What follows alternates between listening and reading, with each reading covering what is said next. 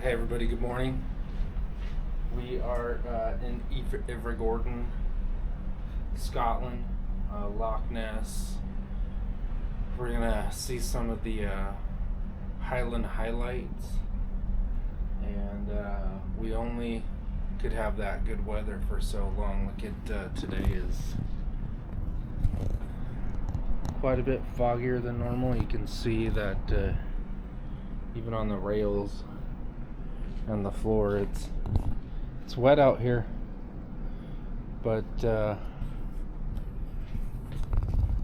got some food from the buffet and going to be headed out to do our excursion at 8 o'clock. It is currently 6:56 a.m.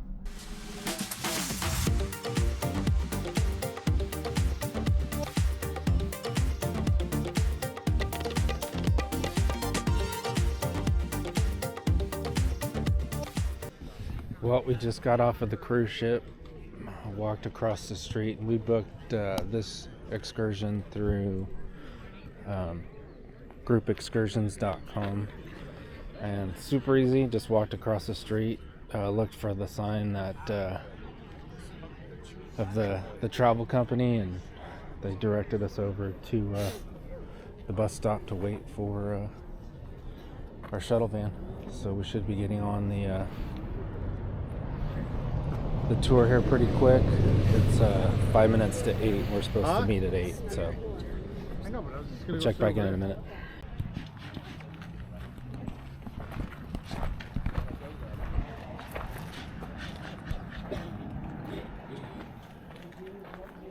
Yes, she's started. Ted and Levina have these cows in their backyard in Oakley. Hi. Hi. How are you? Those horns. Is this Jamie? Hey, little fella. Is that Jamie Fraser? Hi. Wow, those horns are crazy big. So our first stop on the tour is Robertson's farm, and their big thing is the Highland cows. And if you're into the TV show Outlander, they've named the male and the female Highland cows after the characters in the show. So.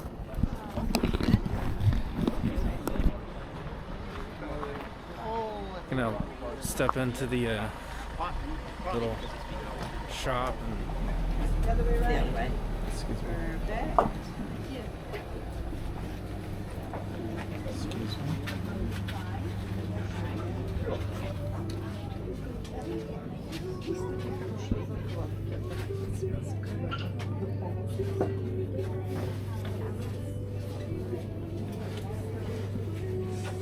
Souvenirs.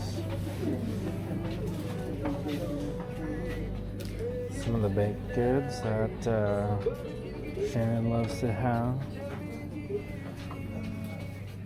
Ooh, we got some fish pies.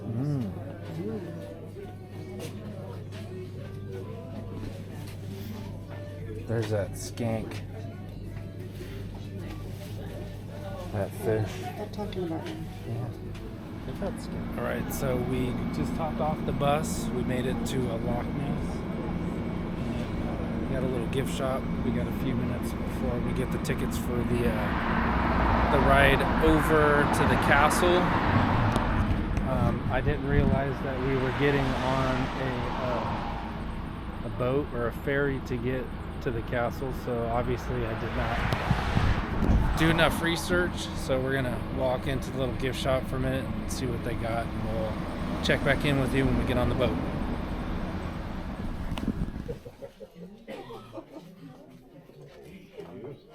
Bags, some shirts. Oh, okay. All right. It's too bad we didn't get to see the puffins.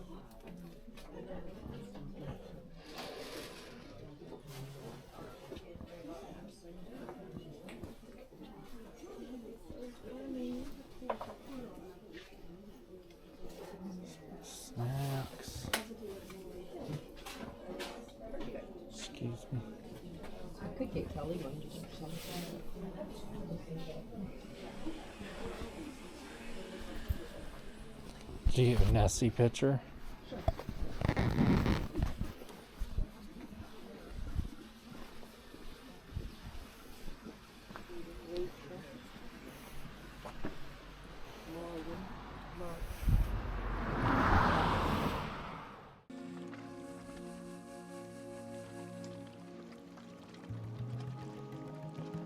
One thing that we were looking forward to on this trip was being able to see the Loch Ness area, see if we could spot Nessie.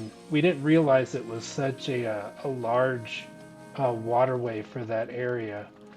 And obviously there's the legend of Loch Ness, and it was a great way for us to get from that starting point over to that Urquhart castle. A little history on the Urquhart castle. It played a significant role in the Wars of Scottish Independence, and it dates back to the 13th century. Some of the significant parts of the castle still standing are the Grant's Tower, the Great Hall. You can see the prison cell, and there are still some historical artifacts all around the area.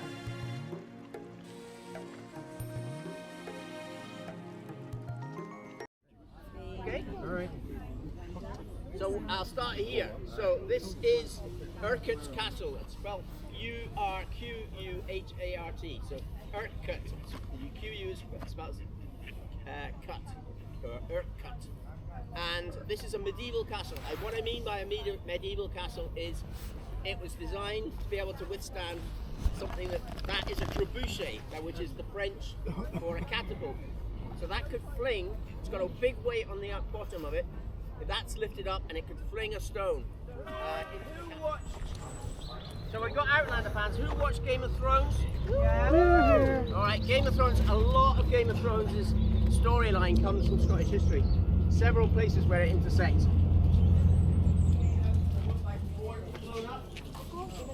This is where a lot of the soldiers would have lived. There were about between 100 and 150 men at arms in the castle. There were probably 250 people living in the castle in total. And there were a lot of people out in the field out there because, for example, blacksmiths were not allowed in the castle because of the fire risk. So blacksmiths had to have shelter out there and they could work out there, which means probably saddlers were out there and bakers were out there and they were selling things to the castle as well. So this would have been quite a nice place to stay. They would have had shelter, they would have had food, and they would have had heat.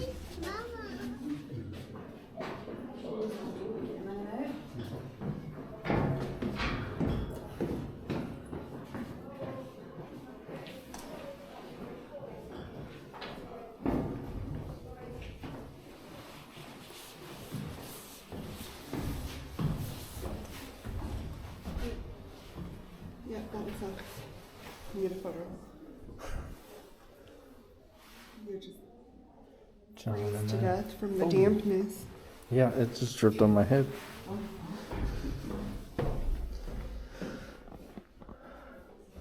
Well, he's got a little coat on. Well, it was like a gunny sack or something. Yeah, let's go. Could you imagine looking out? You're like, oh man, there's 100 boats out there. I know.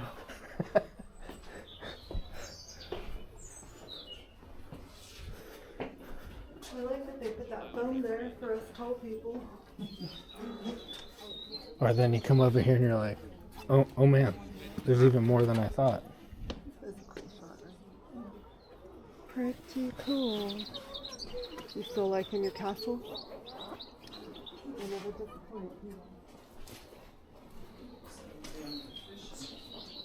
No, it's just so much goes into like keeping them, or like building them, and then I'm sure there has to be maintenance. They get blown up and torn down.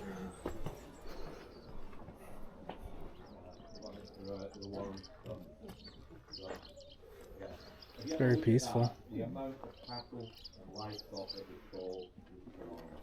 But that was 1545, so by 1545, and still here in the top when they get to Duran, they'd obviously got it under control by that stage. So, we've got the Vikings coming across. Now, MacDonald's ancestrally were part Viking, part Irish, and they were the self-professed lords of the Isles. So that becomes relevant very shortly. So, the first stone castle. The first stone castle was built in 1229. Alexander II was King of Scotland, and he had a very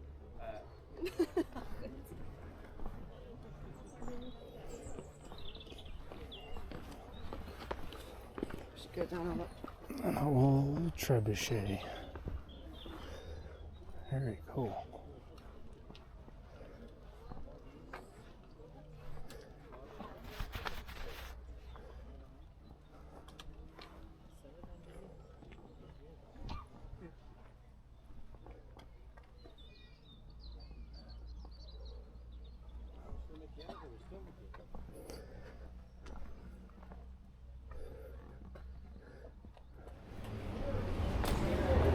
I don't want to be the 15-minute late people. Nice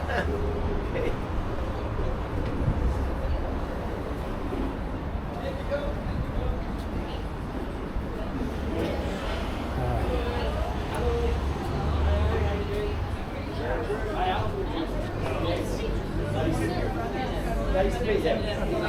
Nice to meet you. How you doing? Seem to be nice to meet you. How you doing? Great. How you doing? Good, how are you? You can have a seat anywhere, guys. Just a couple here.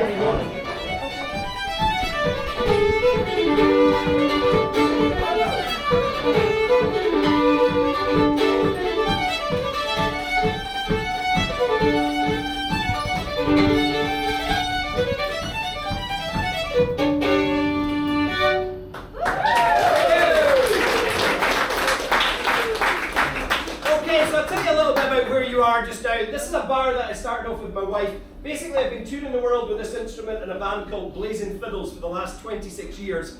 And whichever country we're in, wherever we go, you like to go for a pint after the gig, and what happens? You have to go to the Irish bar. Because there is never a Scottish bar. And we thought, why don't we start a Scottish bar here in Inverness? Because we honestly believe that our food is as good as the Irish, our music is just as good, and our whiskey's definitely better. So we thought we'd try and put that all together. And the idea as well was not just to have a pub, but to have a pub that actually celebrated our culture and our history. And to that aim, we've created these people called Scottish icons. Now, not all of them are good. We've got Alistair Crowley there. If any of you are into the occult, you will realise who he is. But we thought we'd try and tell the story of Scotland's history using these characters, these icons. And they have become cocktails, beef burgers and t-shirts now. Little did William Wallace know when he was fighting at the Battle of Stirling Bridge he would become a beef burger. This is unbelievably good for you. This is what I would describe as a breakfast whiskey. It's a whiskey to get you ready for the long, cold, dark, dreary Scottish summer days. Okay, so the next stage is having a little taste. So don't neck it, just take your time. I see some of you have already necked it actually, but so just take a little sip, hold it in your mouth, let it go over the tongue, into the cheeks, and just savour that. Try not to grimace too much.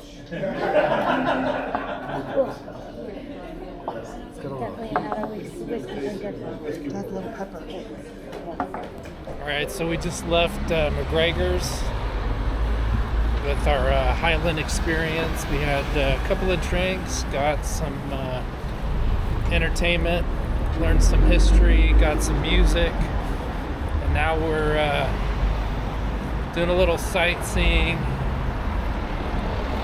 and we'll see what there is to see in the half hour that we got.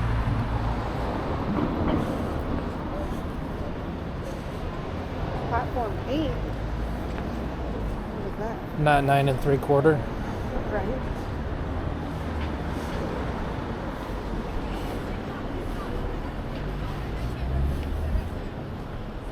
Put them on diving. Then we get rolled on. Yeah.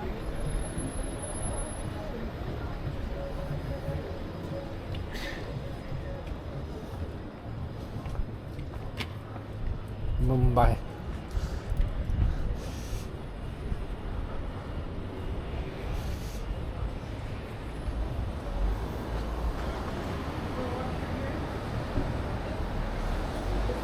back to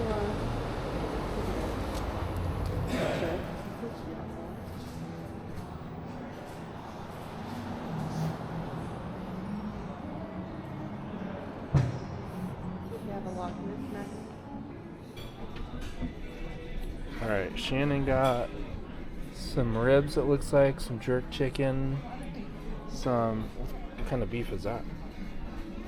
Some Asian Like beef stew or some kind of, okay. Bulgari beef or something. And then you got a chicken and bacon pot pie is what you said?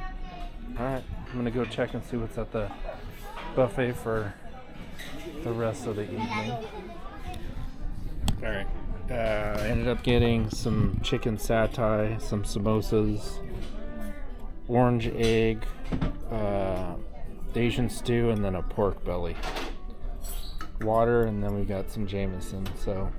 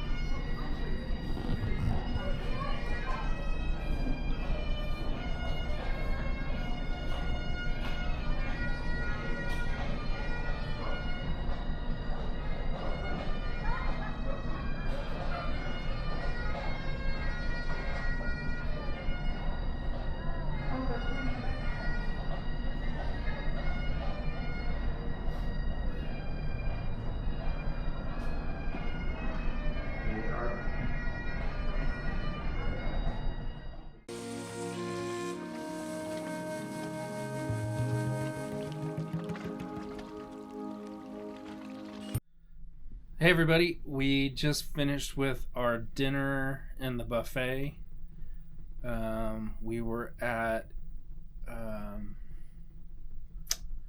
going to call it Loch Ness, but that's not really where we were at. We were in Inverness. Inverness, yes. Scottish Highlands. So today's tour was a best of Scottish Highlands. Mm-hmm. What'd you think? I thought it was wonderful. Wonderful guide. We got off the ship and all the tour guides were wearing kilts, which was great.